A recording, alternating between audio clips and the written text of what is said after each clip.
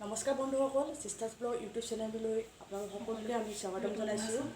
আজি আমি আপোনাৰ ভিডিঅ'টোত লৈ আনিছোঁ আমাৰ গাঁৱৰ তিনিজনকৈ উদীয়মান যুৱকৰ বিশেষ প্ৰতিভা। আহকচোন তেন্তে পলমকৈ আমাৰ ভিডিঅ'টো আৰম্ভ কৰোঁ। ইউটিউব চেনেলটোলৈ স্বাগতম জনাইছোঁ। নমস্কাৰ। আমাৰ দৰ্শকবিলাকৰ আগত জনালে আমি নিশ্চয় সুখী হ'ম। নমস্কাৰ, মই শ্ৰী লুকু কোঁৱৰ।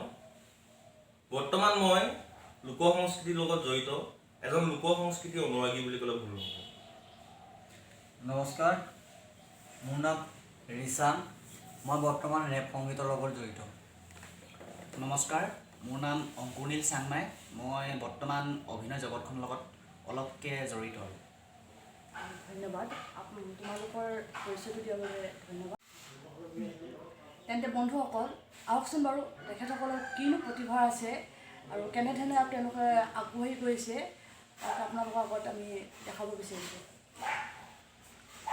প্ৰথমতে আমি আমাৰ তিনিজনৰ তৰফৰ পৰা চিষ্টাৰ্ছ ব্লগ ইউটিউব চেনেললৈ অসংখ্য ধন্যবাদ জ্ঞাপন কৰিছোঁ।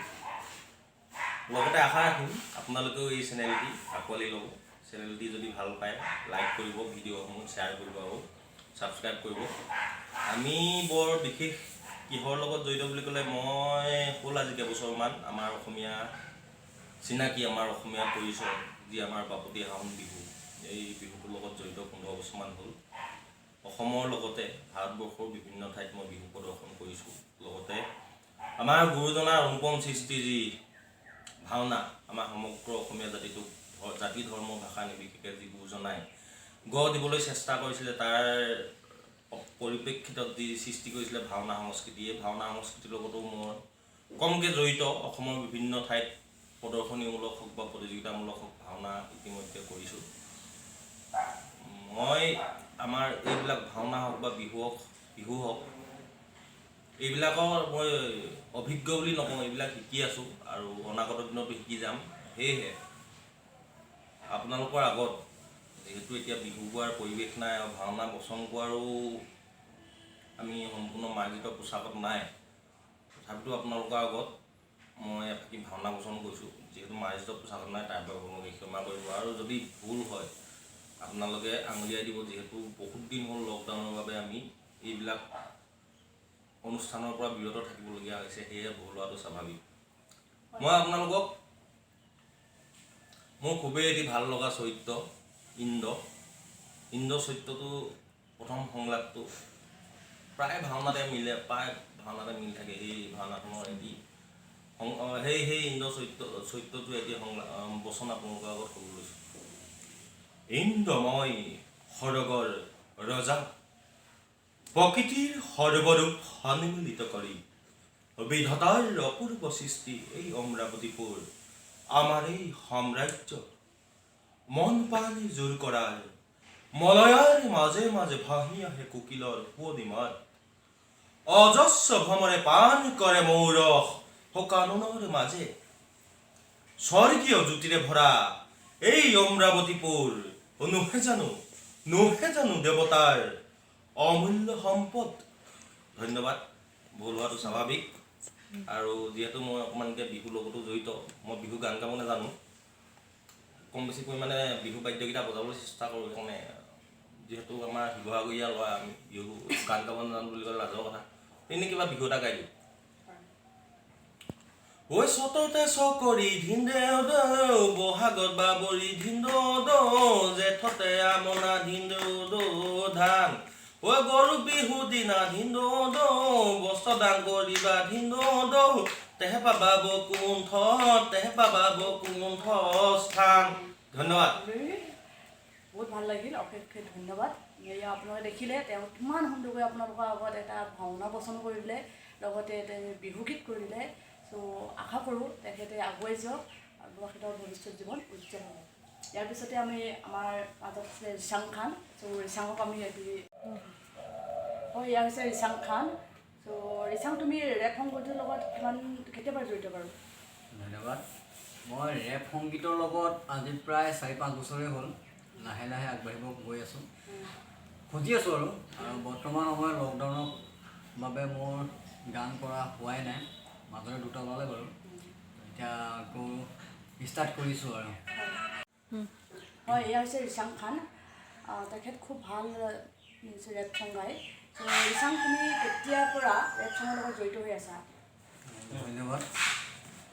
মই ৰেপ সংগীতৰ লগত আজি প্ৰায় 4-5 বছৰে হ'ল। তেতিয়াৰ পৰা মই জড়িত। বৰ্তমান আগবাঢ়িবলৈ চেষ্টা কৰি আছোঁ আৰু আপোনাৰ লকডাউনৰ কাৰণে মোৰ ৰেপ কৰাই নহ'ল, গীত কৰাই নহ'ল মানে। তো মাজতে 2টা উলিয়াইছিলোঁ, এটা দিহিং পাটকাই বুলি আৰু আপোনাৰ এটা মানৱতা। ৰিচেণ্টলি আকৌ কাম কৰি আছোঁ ৰক টাক্টৰ বুলি এটা খুব সুন্দৰ গীতটো। এতিয়া আপোনাৰ বৰ্তমান আমাৰ যিটো চলি আছে মানে তাৰ ওপৰত ভিত্তি কৰি পিনে গানটো বনোৱা হৈছে। চাওঁ কিমানখিনি সফলতা অৰ্জন কৰিব পাৰোঁ। ধন্যবাদ। ৰিচাং, তোমাৰ যিটো তুমি ৰেপ চং গোৱা তাত জাতীয়তাবাদ যিটো মানে দেশপ্ৰেমৰ ভাৱটো খুব ওলাই থাকে মানে দেই। মই লক্ষ্য কৰোঁ, অকল মই নহয়, বহুতে কয়, বহুতৰ মুখত মই শুনো। চ' দিহিং পাটকাই সেইটো খুব পপুলাৰ হৈছিলে, জনপ্ৰিয়।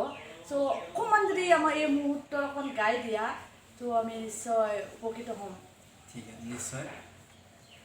তো দিহিং পাটকাইটোৰ বিষয়ে মই আৰু বেলেগকৈ নকওঁ আৰু। তো দিহিং পাটকাইখনটো আমাৰ চৰকাৰ আমাৰ বিৰুদ্ধে চৰকাৰে যি কৰিছিল তাৰ ওপৰত ভিত্তি কৰি গানটো গোৱা হৈছিল। তাই অকণমান 2টামান লাইন গাই দিছিল। বহুদিন প্ৰেক্টিছো কৰা নাই। সেই দিহিং পাটকাই, দিহিং পাটকাই অসমৰে আমাজন, ওলাই অহা কৰোঁ আমি সংৰক্ষণ, ভাল কামৰ মনোভাৱ আজি নাই কাৰো গাত, ৰাস্তাত ঘূৰি ফুৰা বলিয়া কুকুৰ যায়, কাজিৰঙা ধ্বংস কাটি। ইয়াৰ পিছতে আমাৰ আন এজন প্ৰতিভাৱান উদীয়মান যুৱক অংকুনীল চাংমাইক, তেখেতক আপোনালোকৰ লগত চিনাকি কৰাই দিব বিচাৰিছোঁ। অংকুনীল, হয় নমস্কাৰ। ধন্যবাদ জনাইছোঁ চিষ্টাৰ ব্লগ ইউটিউব চেনেলটোলৈ মোক এইখন সুযোগ দিয়াৰ বাবে। মই অভিনয় কৰি ভাল পাওঁ মানে অভিনয়ৰ লগত সৰু সুৰাকৈ জড়িত। মোৰ ইউটিউব চেনেল এটা আছে, তাতে মই কভাৰ ভিডিঅ' বনাই মেলি কভাৰ ষ্টৰি কিবাকিবি বনাই মেলি আপলোড কৰোঁ। ৰাইজে আঁকোৱালিও লৈছে আৰু বৰ্তমান মোৰ লগতে যোনখিনি নতুন ল'ৰা উঠি আহিছে সিহঁতকো আগুৱাই লৈ যাবলৈ অকণমান চেষ্টা কৰিছোঁ। কি পাৰিছোঁ নাজানো, তথাপিও কৰিছোঁ আৰু বৰ্তমান মই এইবোৰ কৰি 2টাকৈ সৰু সুৰা অফিচিয়েল ভিডিঅ'টো কাম কৰিবলৈ সুবিধা অলপ পাইছোঁ। হয়, ধন্যবাদ অংকুনীল। এনেকৈ আগবাঢ়ি যোৱা অভিনয় জগতৰ লগত, লগতে তোমাৰ ভৱিষ্যত জীৱনটো আমি অনাগত দিনবোৰ আনন্দময় হওক, সুখৰ হওক তাকে কামনা কৰিছোঁ। আৰু তোমালোক সকলোকে আটাইলৈকে আমাৰ চিষ্টাৰ ব্লগ ইউটিউব চেনেলৰ পৰা সকলোকে ধন্যবাদ ইমানখিনি সময় দিয়াৰ বাবে। ধন্যবাদ। আপোনালোকলৈও আমাৰ ধন্যবাদ থাকিলে আৰু আশা ৰাখিম দৰ্শকে আপোনালোকৰ চেনেলটিক আঁকোৱালি ল'ব, চেনেলটি লাইক কৰিব, শ্বেয়াৰ কৰিব আৰু ছাবস্ক্ৰাইব কৰি দিব দেই।